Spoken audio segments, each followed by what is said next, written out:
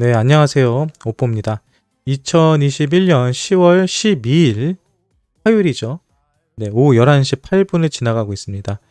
오늘은 비트코인 또 암호화폐에 어떤 뉴스들이 있었는지 함께 살펴보는 시간 지금부터 시작합니다.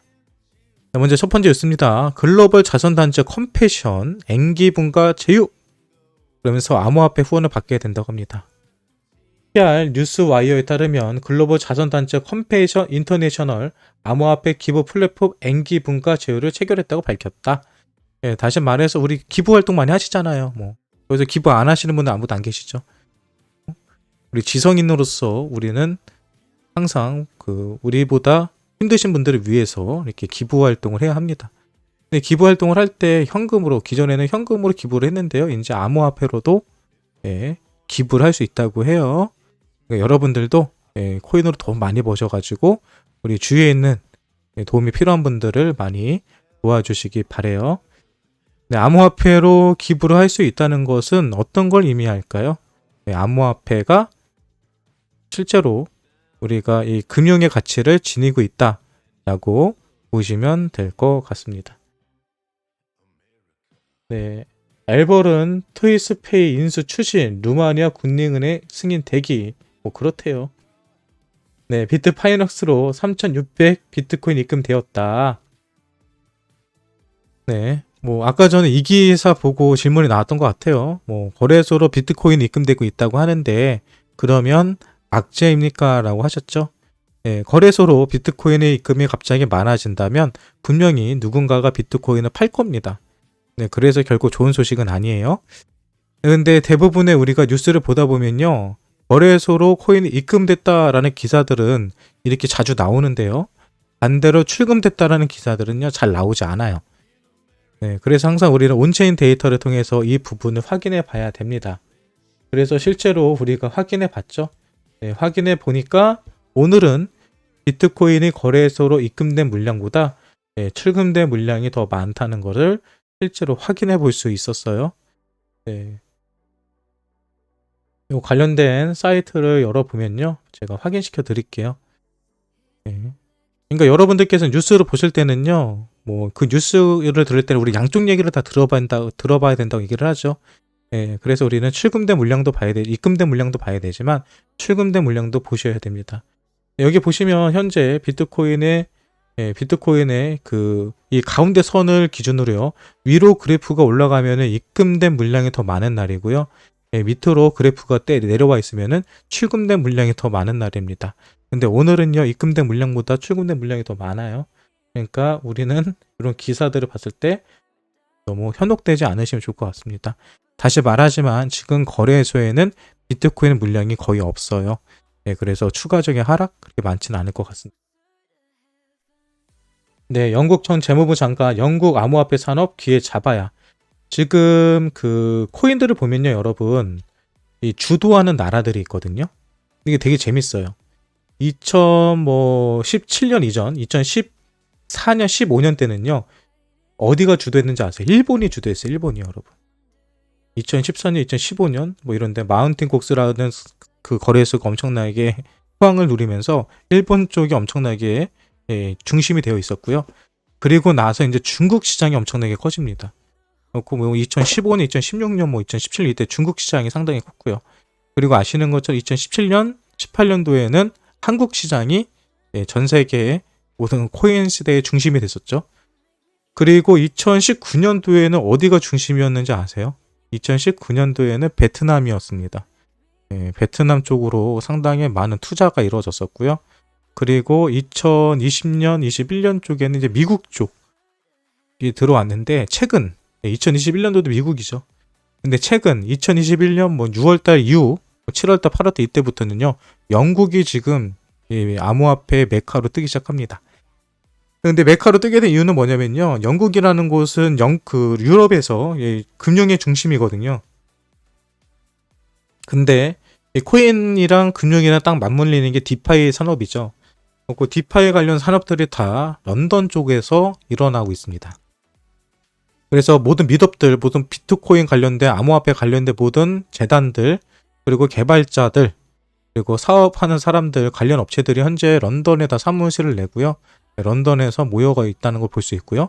얼마 전에도 뭐 토큰 2049인가요? 이런 컨퍼런스가 있었죠. 그리고 이런 컨퍼런스가 현재 이 코로나 시기에도 활발하게 열리고 그 안에서 많은 계약들이 이루어지고 있습니다. 그래서 암호화폐 산업을 영국 쪽에서 잡아야 된다라는 얘기가 실제로 지금 막 나오는 것 같아요. 그거를 뭐 일개 어떤 정치 입에서 나온 게 아니고요. 재무부 장관, 이전 재무부 장관 입에서 나왔다는 것은 그 정도로 영국에서도 암호화폐에 대해서 상당히 중요한 산업으로 보고 있다는 것을 확인해 볼 수 있네요. 네, 그리고 샘 뱅크먼 프라이드. 샘 뱅크먼은 여러분 FTX의 회장입니다. 이 운영자고요. 그리고 실제로 바이든 대통령 선거 캠프를 치렀을 때 두 번째로 많은 선거 자금을 지원했던, 후원했던 사람이에요. 억만장자고요. 돈이 엄청나게 많은 사람입니다. 이 친구가 가지고 있는 돈이 이 코인베이스 대표가 가지고 있는 돈보다 20배 많아요. 그래서 저는 FTX가요, 코인베이스보다 앞으로 훨씬 더 클 거라고 생각을 합니다. 왜? 일단 자본이 가장 많고요.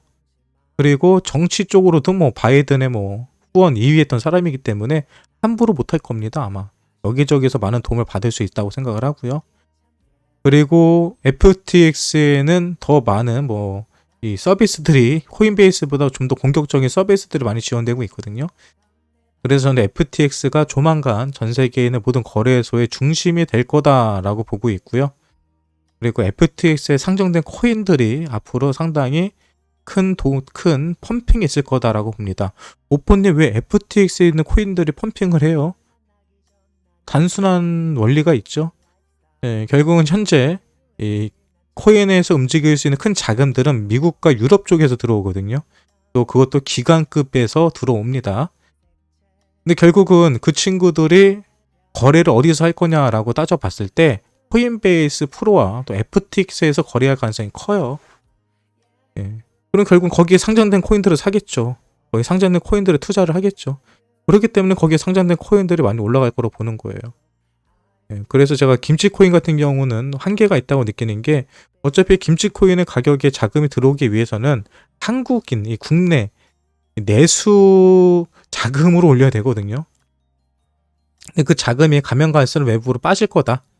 현재까지는 중국 자본이 들어와서 국내 시장을 움직였다고 한다면 중국 자본들도 슬슬 빠져나가지 않을까 생각을 합니다. 그래서 김치코인 가지고 계신 분들은 조심하시는 게 맞고요. 대신에 그럼 지금 김치코인 다 팔아야 되나요? 아니죠. 제가 항상 말하는 것처럼 아마 한국에서는요, 이따가도 아마 관련된 뉴스 제가 한번 보여드릴 텐데, 세금 확정된 거 아닙니다. 아직까지요. 2022년도에 세금이 부과될 가능성은 저는 없다라고 생각을 해요. 그럼 그거 관련된 확정이 나야 되겠죠. 세금이 유예된다라는 확정 발표가 나는 날, 그때부터 김치코인들은요, 엄청나게 날아갈 거라고 봐요. 그래서 그때까지는 김치코인 가지고 계셔 보시고요. 그리고 한번 버텨보시기 바랍니다. 다음 뉴스도 보실게요. 바이낸스에서도 뭐 이렇게 펀드 10억 달러 규모의 투자를 받는 펀드가 출범했다 얘기가 나오고요. 비트코인 채굴업체 비트 디지털 엔터마이너 채굴기 1만 대를 추가 구매를 했다고 합니다. 오늘 또 나왔네요. 채굴 산업에 대해서 투자한다는 업체가 또 나왔어요. 그것도 몇 대요? 1만 대요? 이거 한 대당 3천만 원짜리입니다. 얼마나 투자하는 거 도대체? 추가입니다. 지금 투자하면은 이 수익은요, 앞으로 최소한 1년에서 2년 뒤에 나와요. 1년 뒤에서 2년 뒤에 비트코인이 망할 거고 이 시장에 대한 희망이 없다면 이렇게 투자를 할 필요가 없겠죠. 그 얘기는 이 시장 이제 시작이다라고 보시면 됩니다. 또 재밌는 뉴스가 나왔어요. 비트코인 상승 랠리. 지금 비트코인이 많이 가격이 오르고 있죠. 근데 오르는 게 누구 때문에 올라가는 거라고요? 우리들 때문에 올라가는 게 아니라고요. 우리들은 안 사잖아요. 어차피 비트코인. 암호화폐 전문 미디어 더블록이 암호화폐 유동성 공급 업체 겸 장외거래 서비스 업체인 비트시트의 데이터를 인용, 최근 암호화폐 시장의 매수 편향적이긴 하지만 이번 상승 랠리에 리테일 투자자들이 주도한 것 같지 않다고 10일 보도했다. 이와 관련해서 비트시트 측은 수백만 명의 사용자를 보유하고 있는 암호화폐 거래소에서는 10월 3일부터 10일까지 57.4% 물량의 매도에 집중된 반면 장외거래 데스크에서는 54.8% 비율의 매수세가 우세했다고 설명했다. 무슨 얘기인지 이해하셨어요?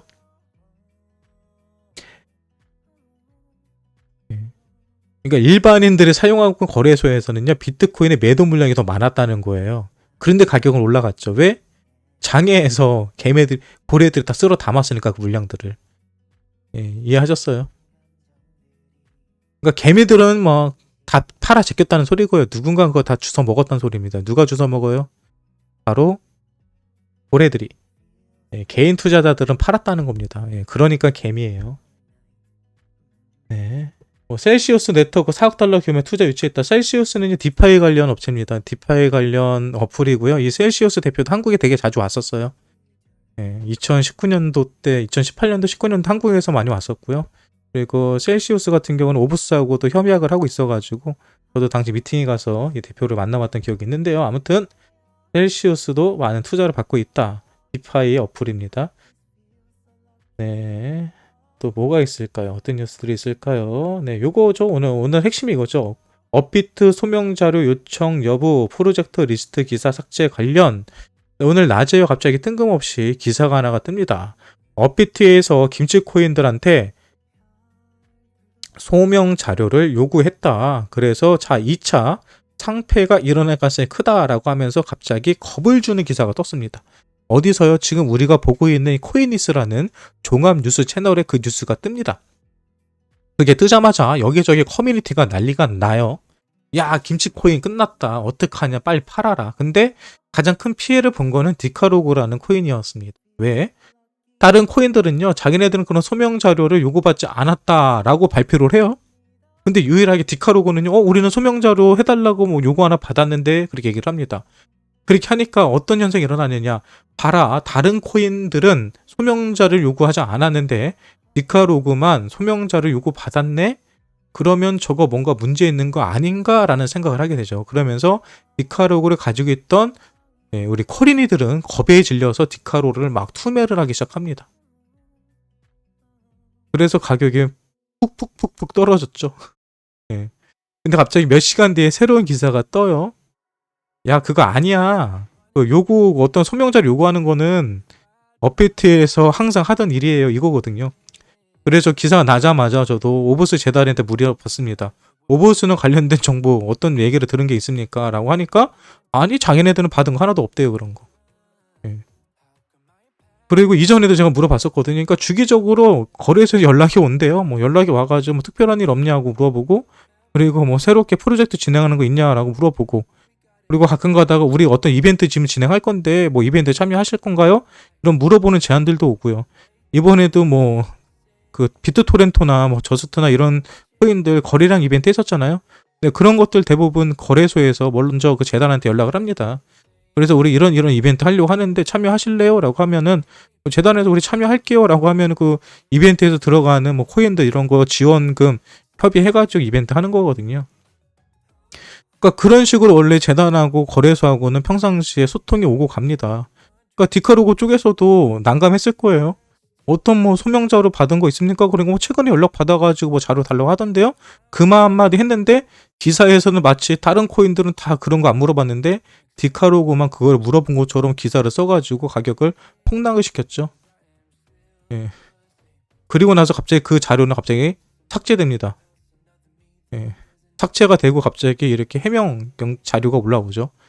그러니까 여러분들 항상 어떤 악재가 터졌을 때는요, 잘 살펴보셔야 돼요. 이게 진위 여부. 왜? 가짜 뉴스가 너무나도 많거든요. 그런 가짜 뉴스에 속지 마시기 바랍니다. 그리고 실제로 뭐 소명자료 요구했다고 해도 그게 왜 상패랑 무슨 상관이 있습니까? 소명자료에 명확하게 소명이 되면 아무 문제 없는 거잖아요. 예. 그리고 뭐 상패 뭐 지금 굳이 이렇게 시킬 만한 어떤 특별한 이슈 사항이 없기 때문에 너무 걱정하지 않으셔도 됩니다. 네, 분석, 비트코인, 온체인 지표, 가격 모두 강세 신호 임박. 온체인 지표는요, 제가 항상 보는 거죠. 예, 크레토 컨트라는 거 제가 보는 건데, 예, 그런 거 보면요, 전체적으로 이 시장이 강세 시장인지 악세 시장인지에 대해서 좀 우리가 좀 더 자세하게 분석해 볼 수 있어요. 근데 여기서는 뭐라고 했는지 좀 봅시다. 저도 처음 보는 거예요. 코인데스크가 비트코인 블록체인 지표와 가격 지표에서 모두 강세 신호가 확인되며 랠리를 뒷받침할 전망이라고 분석했다. 올라간다는 얘기입니다. 비트코인이요. 네, 글래스노드 데이터에 따르면 이번 달 비트코인 유저 활성도는 30% 증가했으며, 네, 유저 활성도가 30% 증가했다는 소리는 여러분들이 거래를 하고 안 하고가 데이터가 다 찍힙니다. 그러니까 거래를 하는 사람이 30% 늘었다는 거예요. 쉽게 말해서 계좌가 100개가 있는데 100개 중에 아예 사고 팔고 안 한 사람들도 있잖아요. 근데 아예 안 하던 사람들 중에서 30% 정도가 더 거래에 참여를 했다는 거죠. 7일 평균 활성도는 28만 명으로 19%가 증가했다. 그러니까 7일 동안, 일주일 동안 28만 명이 늘었다는 거예요, 갑자기요. 현재 활성 사용자는 5개월 만에 최고치를 기록 중이며, 이는 비트코인의 최고가를 기록하기 전인 2020년 말 불장 초반에 간축된 수치와 비슷하다. 가격 지표는 지금 같은 추세가 유지될 때 100일 이동 평균선과 200일 이동 평균선이 향후 며칠 내에 골든크로스를 나타낼 전망이며, 최근 발생한 100MA와 202MA 골든크로스는 약 16개월 전이다. 이겁니다. 우리가 골든크로스 우리 배웠잖아요. 근데 저희는 보통 이 장기롱전은 120일선과 240일선 보거든요. 근데 100일이나 200일이나 120일이나 241선이나 큰 차이가 안 납니다. 그런데 왜 100일을 보느냐. 주식을 보는 사람들도 보통 100일선, 200일선 보거든요. 코인은 사실 121선과 241선 보는 게 맞아요.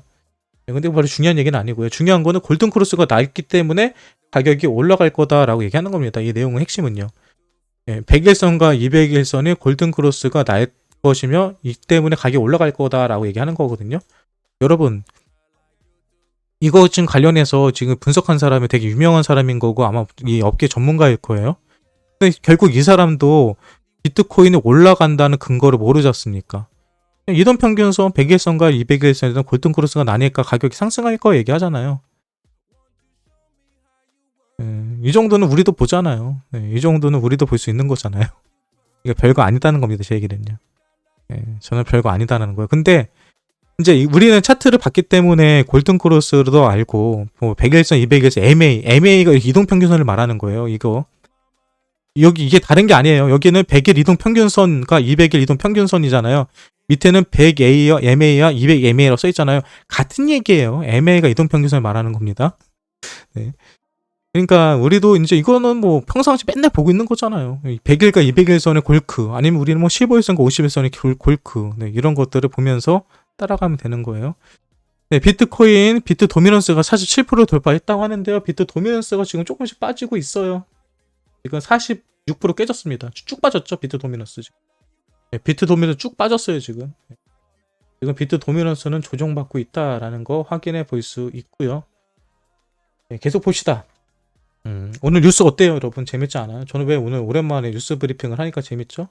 또 재밌는 기사 하나 떴죠. 인도 암호화폐 보유자 수 세계 최대 1억 명 넘는다. 인도가 항상 이슈가 되어 왔습니다. 중국 다음으로, 뭐 중국보다 더 인구가 많을 수도 있는 나라가 인도죠. 근데 인도 같은 경우는 뭐 암호화폐를 뭐 금지한다, 뭐 아니면 허락한다, 뭐 말이 많은 나라 중에 하나예요. 근데 중요한 거는요, 벌써 1억 명이 넘게 비트코인을 가지고 있다고 합니다. 여러분, 인도는요, 여러분 생각하는 것보다 IT 강국입니다. 한국보다도 IT가 더 발전되어 있는 나라 중에 하나라고 볼 수 있어요. 뭐 IT에 대한 인프라는 한국보다 안 되겠죠. 하지만 기술력을 가지고 있는 거는요, 엄청납니다. 인도는요, 여러분, 제가 알기로는 우주선도 띄울걸요. 로켓 그거 유인 우주선을 띄울 수 있는 나라일걸요. 뭐 핵도 가지고 있고요. 그리고 아시는 것처럼 뭐 한국에도 테헤란도 가면요, 대부분의 수석 개발자들 보면요, 인도 사람들 상당히 많습니다. 부자들도 많고요. 그러니까 인도는 여러분 무시할 수가 없어요. 인도의 IT 쪽은요. 전 세계적으로 해외에서도요, 뭐 수석을 하고 탑을 하고 어떤 개발자들 보면요, 거의 다 인도 사람들이 많아요. 근데 뭐 인도 쪽에서 뭐 1억 명이 넘게 비트코인 하고 있다라는 것은 상당히 큰 거죠. 지금도 댓글창 보니까 인도를 무시하시는 분들이 있는데요. 아마 전 세계에서 인도를 무시할 수 있는 나라는 한국 사람들밖에 없을 거예요. 빗선으로 2000 BTC가 입금됐다. 그러니까 지금 아까도 그러죠. 비트 파이낸스로 비트코인이 뭐 얼마가 입금되고 빗썸으로 얼마가 입금되고 자꾸 이런 기사만 계속 나와요. 이거 여러분, 이거 내가 봤을 때 이거 장난치는 것 같아요. 일부러 가격 떨어뜨리려고 하는 것처럼. 블룸버그 비트코인 신고가 경신 가능, $80,000 선까지 상승 여력이 있다. 비트코인 7월 저점 이후 90% 이상 급등한 후 신고가를 향해 달려가고 있다고 블룸버그가 보도했다. 미디어는 비트코인, 이더리움 등 암호화폐의 최근 랠리는 글로벌 시장의 불안 속에 이거죠. 최근 가격이 상승한 이유는 글로벌 시장 불안 속에서 주식, 채권, 금 가격 하락세와는 대비되는 현상이라고 설명했다. 싱가포르 암호화폐 거래소 루노 아시아 태평양 책임자는 비트코인 신고가 경신이 가능하다. 차트 패턴에 입각해 약 8만에서 8만 5천 달러까지 상승 여력이 있다며 단기 저점은 5만 달러라고 진단했다. 이와 관련해 비트코인은 5만 1000달러를 돌파한 후 역 헤드앤숄더 패턴이 나타났다고 미디어는 설명했다. 비트코인과 이더리움 차트에서 일목균형표도 과거에 추가 상승을 예고했던 시그널을 보여준다고 덧붙였다. 이에 따르면 단기 모멘텀이 장기 추세로 넘어섰다. 이 밖에 세계 최대 암호화폐 옵션 거래소 데리비트에서 올해 12월 만기 행사가 8만 달러 콜옵션 오픈 포지션이 행사가를 4만 달러보다 풋 옵션이 많은 것으로 나타났다. 이런 얘기가 나와요. 중요한 거는요. 여기도 일목균형표를 가지고 얘기를 했는데요. 이거 볼 필요도 사실 없거든요. 이거 한번 볼까요? 우리도 어떻게 생겼나? 뭘 가지고 저 어피트 막혔군요. 그리고 해외 차트로 보죠 뭐. 해외 차트도 지금 제가 막아놨을 텐데 아무튼 8만 달러까지 여러분 올라갈 수 있다고 합니다. 근데 올라간다는 근거도요. 우리가 볼 수 있는 근거보다 이상도 이하도 아니에요. 네, 또 애널리스트 비트코인 신고가 전 5만 달러 하회 가능성. 그러니까 이런 게 재밌는 거예요. 5만 달러까지 떨어질 수 있다라고 얘기를 하죠. 근데 중요한 거는 이거 앞에 뭐가 붙어요? 신고가를 경신하기 전에 결국은 뭐예요? 신고가는 경신한대요. 5만 달러까지 떨어져도요. 신고가는 경신한대요. 예. 그러니까 여러분 그냥 너무 신경 쓰지 마세요. 그냥 뭐 신고가는 간다니까요. 5만 달러 뭐 가면 어떻습니까? 얼마 전까지만 해도 5만 달러만 넘어라, 5만 달러만 넘어라 그랬는데. 여기 나오네요. 아까 전에 잘못된 기사죠. 그러니까 이게 정말로 나쁜 기사예요. 블록미디어. 암호화폐 거래소 업비트가 상장 암호화폐 프로젝트 중 내부 평가 기준에 못 맞추는 코인에 대해 소명 자료를 요구한 것을 확인했다. 그러니까 기사 잘 보셔야 돼요. 이거 다 거짓말이거든요. 확인되지 않았거든요. 업비트의 이번 자료 요구는 지난번 특근법 신고 절차 이전에 전격 실시했던 김치코인 상패 연장선상에서 상장코인 평가를 장려하기 위한 뜻으로 풀이된다. 풀이한 거잖아요. 누가 풀이했는지 모르겠지만. 풀이한 거잖아요. 그냥 자기네들끼리 그냥 알아서 그냥 막 말 갖다 붙여놓은 거잖아요. 이와 관련해 업비트 고위 관계자는 사유가 있는 코인에 대해서는 유의 종목 지정과 해명 등 절차가 마련돼 있으며 이 절차에 따라 상패 여부가 결정된다고 말했다. 이건 맞는 얘기죠. 사유가 있는 코인에 대한 유의 지정하기 전에 기존에는 절차가 없었는데 이번엔 절차를 만들었죠. 근데 지금 여기서 요구한 거는요. 이게 잘못된 거죠. 내부 평가 기준에 못 맞추는 코인에 대해서 소명 자료를 요구했다는 건데 이거에 대해서 해명 자료거나 업비트에 나온 자료는 아니다. 우리는 어떤 문제가 있는 코인에게 소명 자료를 요구한 것이 아니라 우리는 원래 평상시에도 소명 자료나 이런 필요한 부분이 있으면 관리 차원에서 물어보고 요구한다 이렇게 발표를 했고요. 실제로 제가 뭐 오보스 재단이라든지 제가 알고 있는 다른 재단들에 물어봤을 때도 거기서 비슷한 답변이 나왔습니다. 우리는 이번에 그런 얘기 들은 거 없다. 하지만 이전에도 가끔가다 얘네들 연락 와가지고 뭐 물어보고 자료 요구하는 경우는 있었다. 그럼 우리는 그거에 대해서 자료 요구한 것도 보내줬다. 그게 끝이다 얘기하더라고요. 그러니까 이게 뭐 특별한 일이 아니었다는 거예요. 국내외에 코인을 활용한 사업을 하고 있는 A코인 개발사는 업비트로부터 내부 평가 기준 중 3가지 항목이 기준 미달이라며 설명 자료를 제출하는 통지를 받았다. 해당 통지에는 기준 미달 코인의 경우 직접적인 조치가 바로 나가는 건 아니지만 다음 내부 평가에 영향을 줄 수 있다고 명시되어 있다. 일단 이 코인이 어떤 코인인지에 대해서 아무것도 나오지 않았죠. 네. 이 코인에 대해서 어떤 코인인지도 많았고 이게 언젠지도 안 나와 있습니다. 언젠지도. 이게 언제였냐면요. 제가 알기로는 2달 전인가 3개월 전에 이게 온 건 알아요. 제가요. 그때는 거의 대부분의 코인 재단들한테 연락이 다 갔습니다. 이번이가 아니고요. 그리고 더 웃긴 건 이번에 나온 거 보면요. 여기 소명 자료를 요구한 코인으로는 딱 하나가 딱 지적돼요. 디카로그. 그럼 얘는 디카로그는 아니란 소리예요. 그럼 만약에 이번에 소명 자료를 요구했다라고 하는 코인 명단에 들어갈 이 코인 명단 안 들어갔잖아요. 이 얘기는 뭐예요? 이거는 이번에 나온 얘기가 아니라는 거예요. 이거는 이미 2-3개월 전에 있었던 이 보편적인 모든 거래소에서 내부 평가 자료를 요구했던 그 내용을 말하는 거거든요. 이거 기자 이름 있어요? 이거 나오잖아요. 업비트가 제시한 내부 평가 기준은 개발인력 온체인 활동, 사업 성과, 개발팀 역량 및 커뮤니케이션 채널, 재정 건전성. 이거 2, 3개월 전에 나왔던 얘기라니까. 이거 지금 게 아니라. 이거 관련된 기사 이미 나와 있어요. 딴 데도요. A코인 관계자는 업비트 요청을 받고 설명을 제출했다고 밝혔다. 2, 3개월 전에, 이번이 아니라. 비트코인 개발에서도 업비트로부터 유사한 설명을 요구받았다. 비트코인의 경우는 프로젝트 보유 중인 물량에 대한 자료도 체크한 걸 알려줬다. 2달 전, 3달 전에요, 이거. 만약에 여러분 이게 이번 거였다면요. 이거 다 명단 보셨죠? 아까 제가 오픈해 드렸는데.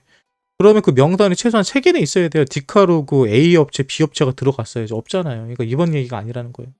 업비트에서는 업비트가 특허법 신행 전에 단행한 것과 같이 2차 김치코인 상패를 추진 중인 것이 아닌가 하고 의심하고 있다. 업비트는 9월 25일 특검법 신고 접수 직전 유의 종목 지정 사유에 해당하는 코인들을 대량으로 원화마켓에 제외시켰다. 이거 옛날 얘기잖아요, 다.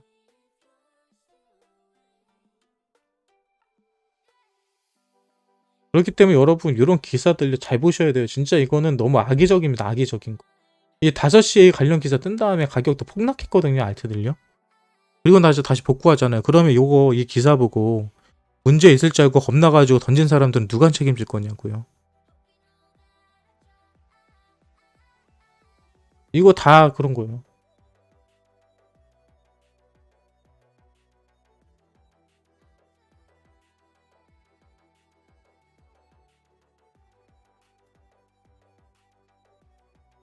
이거죠. 근데 이거 나온 거예요, 이거. 이게 왜 나냐면요. 여기 나오잖아요. 분석가. 비트코인 추가 저항성 돌파. 신규 투자자의 포모가 필요하다. 포모가 뭐예요? 불안해가지고 던지는 거 말하는 거 아닙니까? 이거 불안하게 만드는 거. 가짜 뉴스들. AMB 크립토가 온체인 데이터를 인정 비트코인의 신고가를 향해 나가고 있지만 개인 투자자들의 포모 심리는 아직 형성되지 않았다고 10월 10일 진단했다. 미디어는 개인 투자자는 장기 시장 구조 형성에 기여하지 않지만 주요 저항선을 지나 랠리를 촉발하는 데 중요하다고 설명했다. 글래스 노드에 따른 비트코인 수신 주소 수는 연간 평균치를 훨씬 밑들고 트랜잭션 수도 2020년 평균치보다 적다. 그러면서 추가 저항선을 깨기 위해서는 신규 개인 투자자들이 포모 심리가 필요할 수 있다고 진단했다. 쉽게 말해서 개미들이 던져야지 날아간다는 거예요. 개미들이 던져야지. 개미들이 물량을 던지던 뭐를 해야지 코인이 올라간다는 소리입니다. 그러니까 이게 애들이 지금 다들 저같이 똑똑한 유튜버들이 많아지다 보니까 개미들이 저희 같은 방송을 보고 저를 비롯한 능력 있는 유튜버 분들의 방송을 보고 안 던지잖아요. 안 던지는 거 어떻게 해요? 오늘과 같이 이런 가짜 뉴스들, 쓰던 뉴스들을 만들어서 결국 흔들려고 하는 겁니다. 대놓고 말하잖아요. 신규 투자자들이 던져야지 올라간다고. 비트코인 강세 출발, 펀딩비 주심해야 지금 다 롱친 두고 있다는 소리죠.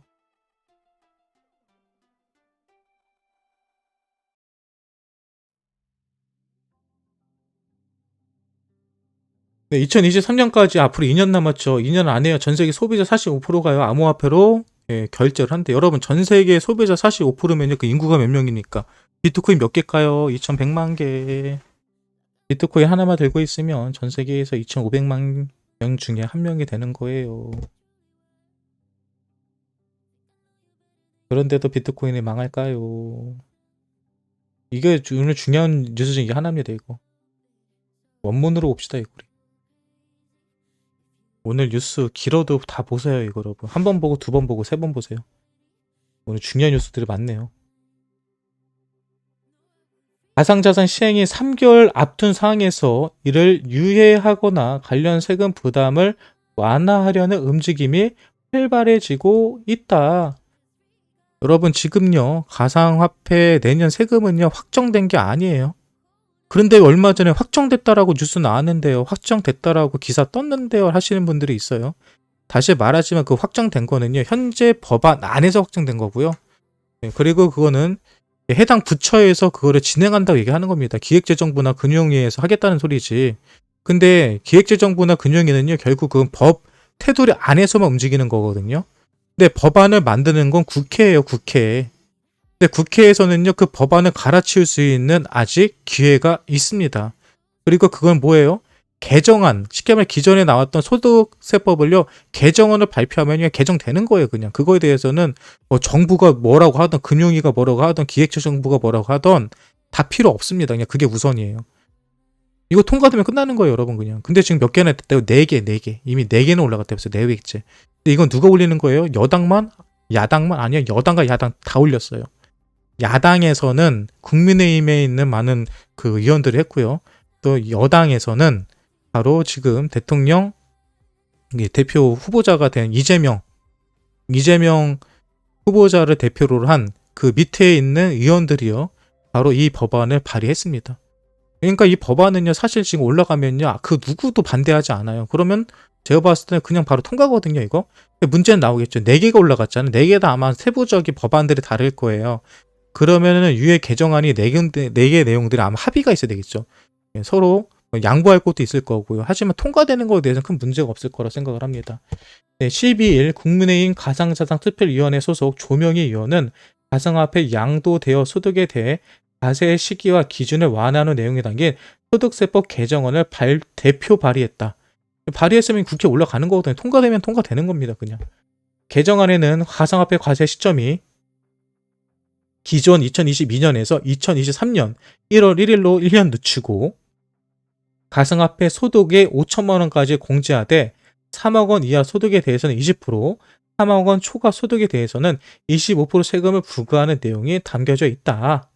네, 이는 2023년 도입되는 금융투자소득세 부과 기준과 동일하다. 그러니까 쉽게 말해 이 얘기는 뭐냐면요. 주식하고 동일하게 가겠다는 얘기입니다. 정부는 내년부터 가상화폐 소득을 기타 소득으로 분류하고 250만 원 초과 소득부터 20% 세율로 세금을 매기기로 해 금융투자소득 간 형평성 논란을 부른 바 있다. 조명희 위원은 가상자산 산업 발전을 위해 아무것도 하지 않다가 대왕적 금융 규제로 이용자들의 자본 증발과 중소거래소를 줄폐업 낭떠러지로 몰아넣은 정부가 세금부터 뜯는다면 주권자인 국민이 이해할 수 있겠냐며 과세는 법과 제도를 차분히 정부한 뒤 단계적으로 해도 늦지 않다. 가상자산에 대한 개념과 법적 성격, 과세 인프라 마련이 전제되어야 한다.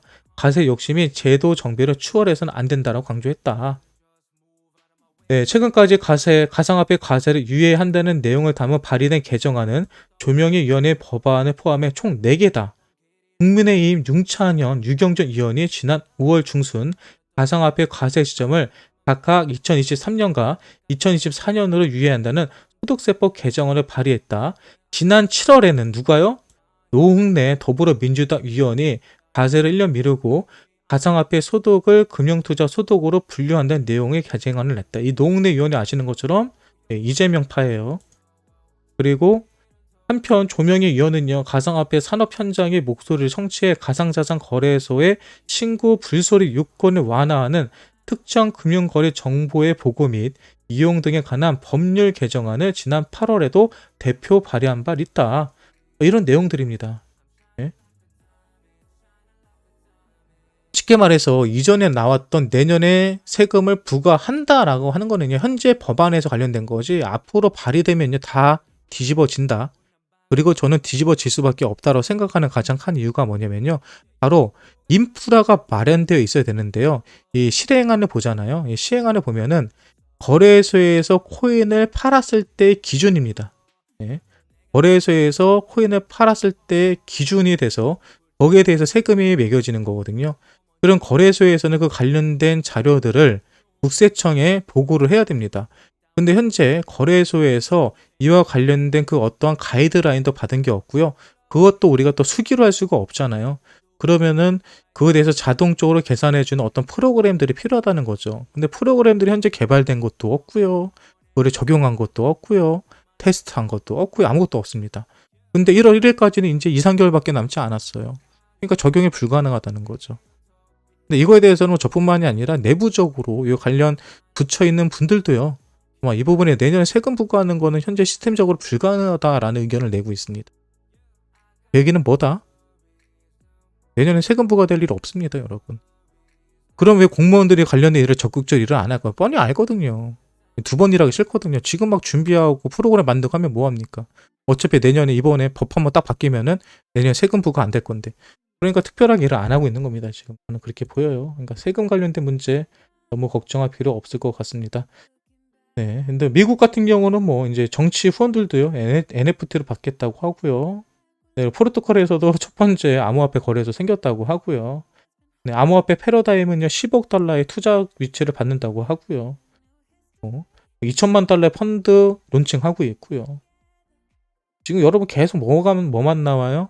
네, 계속해서 이 암호화폐 관련된 기관들, 어떤 사업들의 펀딩들에 계속해서 돈이 몰리고 있는 걸 확인해 보고 있는 겁니다. 이거 제가 매일 방송할 때마다 매일 새로운 투자처들이 나옵니다. 네, 그리고 현재 이더리움도요, 여러분, 제가 계속 말씀드리고 있지만, 현재 많은 물량들이 거래소에서 빠져나가고 있고요. 그리고 거래들이 매집하고 있습니다. 이 이야기는 이더리움도 얼마나 앞으로 크게 상승할 가능성이 높다는 것을 보여줘요. 또 투자 유치잖아. 뭐 1200만 달러 투자, 뭐 다 투자래잖아요. 그리고 또 어떤 뉴스가 있을까요? 리플 같은 경우도 지금 계속해서 뭐 프로젝트 후원 같은 거 하고 있죠. 리플 여러분, 아직 10월 안 끝났습니다. 10월 안에 리플 많이 올라갈 거예요. 저는 그렇게 생각을 합니다.